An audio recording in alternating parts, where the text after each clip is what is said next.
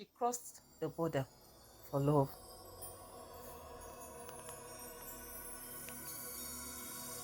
She returned alone.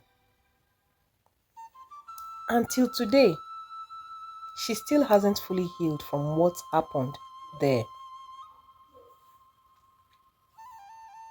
This is Sade's story. This is not a story Sade tells easily.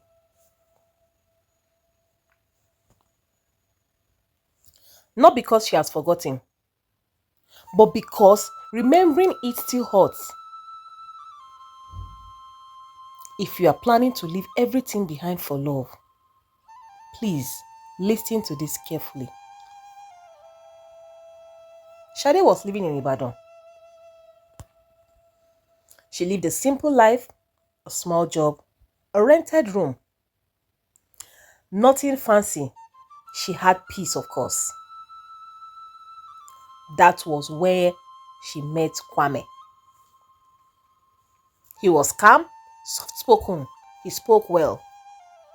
He looked very responsible. And to crown it all up, he talked about marriage, talked about respect and building a future together. When he said he was working in Ghana and wanted her to join him, of course she believed him. She believed love should be trusted.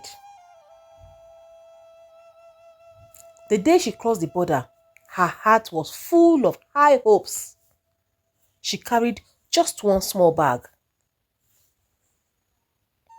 And inside it were clothes and big dreams. And as the bus moved forward, she told herself, "This is how my new life begins." When she arrived, the excitement she had, the joy she came with, the anxiety she came with, all faded away in a jiffy. Kwame didn't smile like before. The house she entered wasn't theirs. Other people lived there as well. His family watched her closely. Nobody welcomed her like the soon-to-be new bride or like the bride-to-be. Everywhere was looking so uncomfortable for her. And that night, Sade slept with so many unanswered questions in her heart. Obviously, there were red flags everywhere for her. At first, she was asked to help around the house. Being a new wife, she didn't complain. Or would she have complained? No, of course. She wanted peace.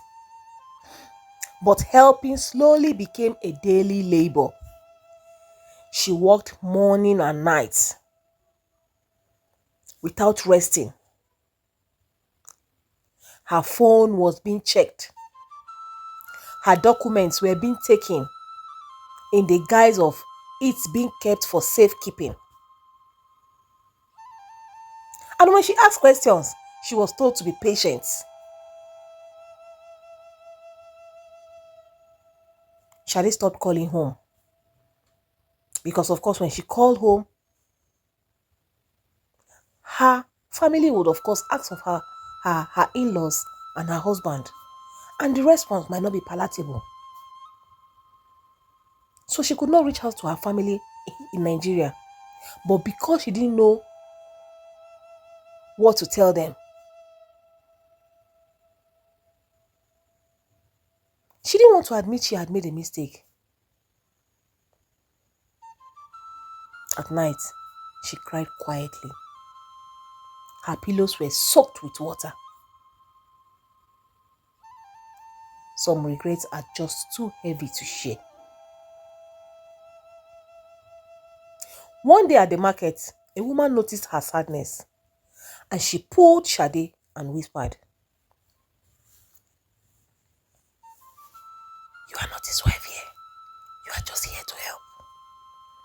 Those words, Those words changed everything in her. Those words rang a bell, and as if a veil was removed from her face. Immediately she got back home. She met Kwame and told Kwame she wanted to go back home. And he laughed. And he said, "Go back where?" That was when Sade understood that love had already left before even she arrived at Ghana. But with the help of people she didn't expect, Sade returned back to Nigeria with one bag. No apology, just lessons. Bag load of lessons. She didn't return the same person who left. Some journeys promise love. Others teach survival. This was Sade's story. Hey lovelies, if this story shook you even a little, don't walk away like nothing happened. Like this video, share it. Someone needs this warning. And subscribe, of course, because stories like this save people. See you soon.